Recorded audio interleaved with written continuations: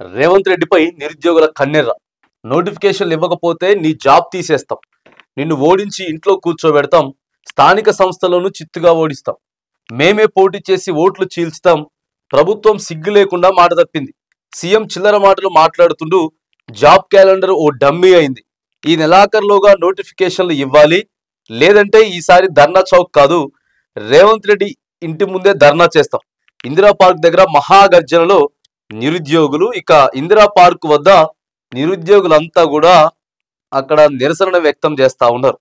Indira park వద్ద మహాగర్జన కార్యక్రమాన్ని నిర్వహించి ఉన్నటువంటి నిరుద్యోగులంతా కూడా ఓ వేదికను ఏర్పాటు చేసుకొని ప్రభుత్వాన్ని ప్రశ్నిస్తా ఉన్నారు.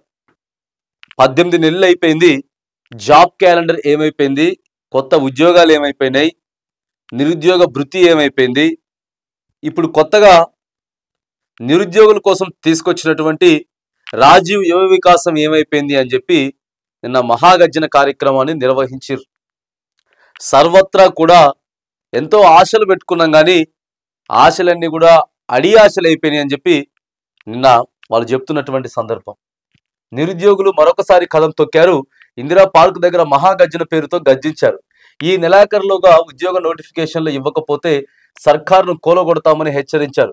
స్థానిక సంస్థల్లోనూ పోటీ చేసి కాంగ్రెస్ పార్టీ జాబ్ క్యాలెండర్ ప్రకారం వెంటనే ఉద్యోగ నోటిఫికేషన్లు విడుదల చేయాలని, లేకపోతే చూడండి కొడంగల్లో ఊరూరా తిరిగి రేవంత్ రెడ్డిని ఇంటికే పరిమితం చేస్తామని చెప్పి సవాల్ చేసిర్రు. మహాగర్జనకు వివిధ పార్టీల నాయకులు, విద్యార్థి సంఘాల నాయకులు, ఉద్యమకారులు సంఘీభావం తెలిపినటువంటి సందర్భం.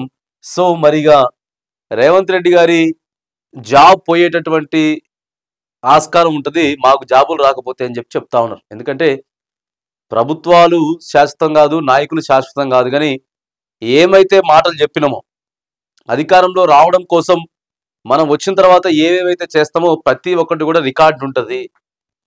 ఆ రికార్డుని బట్టే చెప్పినవా లేదా, ఖచ్చితంగా నోటిఫికేషన్లు, జాబ్ క్యాలెండర్ ఇస్తాం. నిరుద్యోగులంతా కూడా ఏకమైన ఆయన కేసీఆర్ ప్రభుత్వాన్ని దించేదాని కోసం అందరూ ఏకమై పోరాడితేనే ఇలా కాంగ్రెస్ ప్రభుత్వం అధికారంలోకి వచ్చింది. మరి ఇలా మన వల్ల అయితలేదు, మన దగ్గర పైసలు లేవు, చాలా అప్పులు ఉన్నాయి, కట్టుకొని పోదాం అనుకున్నప్పుడు మరి ఇన్ని మాటలు చెప్పకుండా ఉండాల్సింది. ఆశ పెట్టుకున్నటువంటి నిరుద్యోగులు మరి ఖచ్చితంగా అడిగేటటువంటి ప్రయత్నం చేస్తూ ఉన్నారు. మరి ప్రభుత్వం ఒకదాని తర్వాత ఒకటి చేసుకుంటూ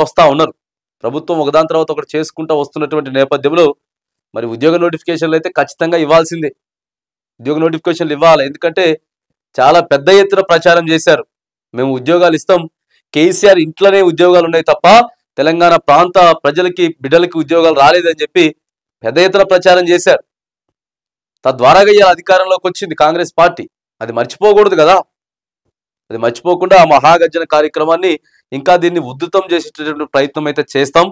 ఖచ్చితంగా ఉద్యోగ నోటిఫికేషన్లు అయితే ఇవ్వాలి, లేకపోతే నిరసన శాఖ గట్టిగా తగిలిస్తాం రేవంత్ రెడ్డి సర్కార్కి అని చెప్పేసి మరి నిరుద్యోగులంతా కూడా కదం దొక్కుతున్నటువంటి సందర్భం మనకు కనబడతా ఉన్నది.